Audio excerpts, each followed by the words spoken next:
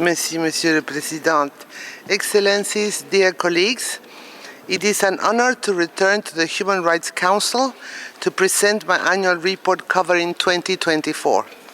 As we reflect on this year's 25th anniversary of the optional protocol to the Convention on the Rights of the Child on the Involvement of Children in Armed Conflict, I call on states to fulfill their obligations under those instruments. In 2024, more than 1 in 6 children globally lived in conflict situations, forced to suffer abhorrent abuses and violations of their rights. Children were severely affected by multiplying and escalating conflicts that were marked by a complete disregard for their rights. While I cannot speak to the exact numbers from the upcoming Secretary General's annual report on children and armed conflict, I can say that in many countries the situation for children has worsened yet again. Preliminary data shows that the highest numbers of violations were the killing and maiming of children, followed by the denial of humanitarian access.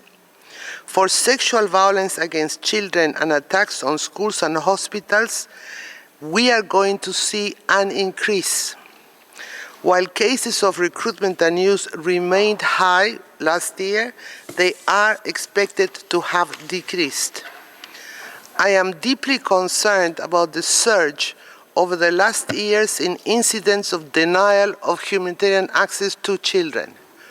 In this regard, my office, together with UNICEF, the Department of Peace Operations and the Department of Political and Peacebuilding Affairs, and in consultations with the Office for the Coordination of Humanitarian Affairs, will publish at the end of April a guidance note on the denial of humanitarian access. Continued attacks on schools and hospitals, as well as their use for military purposes, are restricting children's access to education and health, and thus jeopardizing their future opportunities. Girls' education is a frequent target, including through attacks on girls' schools and the abduction of girls at school or on the way to school. The protection of conflict-affected children and the fulfillment of their rights also continue to be undermined by barriers to the registration of children at birth. Unregistered children are more likely to suffer grave violations as they are unable to demonstrate that they are below 18 years old and entitled to special protections. Mr. President, continued engagement with parties to conflict by myself and United Nations partners on the ground has led to some positive developments for conflict-affected children, including the release of thousands of children from armed forces and armed groups. In the Syrian Arab Republic, the UN signed in June 2024 an action plan with the opposition Syrian National Army and its aligned legions and factions to end and prevent the recruitment and use and killing and maiming of children. In Ukraine, the government extended by 1 year the joint prevention plan it signed in August 2023 with the United Nations to end and prevent grave violations against children in Ukraine. Governments in the Central African Republic and in Haiti signed with the United Nations handover protocols for the transfer of children associated with armed actors to civilian authorities. This engagement in situations of great hardship for UN personnel and for aid workers took place against the backdrop of drawdowns of peace operations and special political missions and diminishing child protection capacity. At a time where the gap between needs and funding is exponentially increasing, we must ensure that budget cuts are not at the expense of the most vulnerable.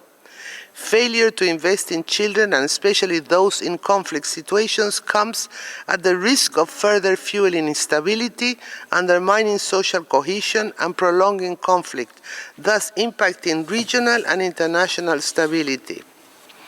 Mr. President, as regards the Human Rights Council and its mechanisms, my office has provided background information on children and armed conflict for 17 thematic and country resolutions of this Council. and I have engaged with 9 country and thematic special procedures mandate holders. In collaboration with the Special Rapporteur on Trafficking in Persons, especially women and children, I published last year a study on child trafficking and armed conflict. My office submitted contributions to the Universal Periodic Reviews of 3 countries on the children and armed conflict agenda. In September 2024, I formalized my cooperation with the Committee on the Rights of the Child through a Memorandum of Understanding. My office provided input to 6 country-specific concluding observations of the committee and contributed to its draft general comment number 27 on children's rights to access to justice and effective remedies. I also exchanged with the Committee on the Rights of Persons with Disabilities. Cooperation with the Office of the High Commissioner for Human Rights increased, and my office contributed to 4 of its reports, including the upcoming report of the High Commissioner on the Rights of the Child and violations of the human rights of children in armed conflict, requested in Human Rights Council Resolution 5529.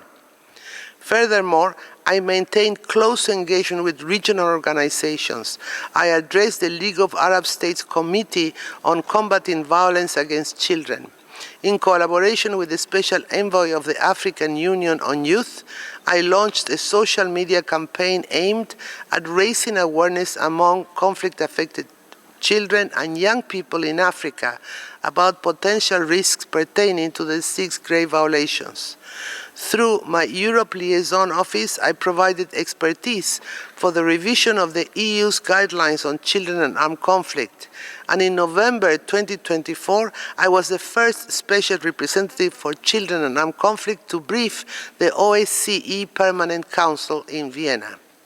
Finally, my office continued to provide guidance, build capacity, and raise awareness on the children and armed conflict agenda. Last January, my Doha hub launched in Qatar, together with UNESCO, a guidance for teachers and educators working with children and young people formerly associated with armed forces and armed groups. The so-called Children and Armed Conflict Primer, launched in February last year by my office, is being translated into French and Arabic and is accessible free of charge on the platform of the United Nations System Staff College. 2 months ago, my office concluded an advanced training course on children and armed conflict, which aimed at complementing the knowledge acquired through the primer.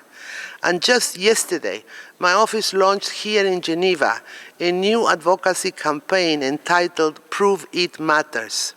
It aims for children to become advocates of their own rights and for member states to commit to concrete actions to comply with their obligations under the Convention on the Rights of the Child. I call on you to join in this effort and prove that child rights matter. In conclusion, Mr. President, in line with this campaign, I urge the international community to redouble efforts to integrate children's rights into all aspects of our collective response to the multifaceted crisis facing us today.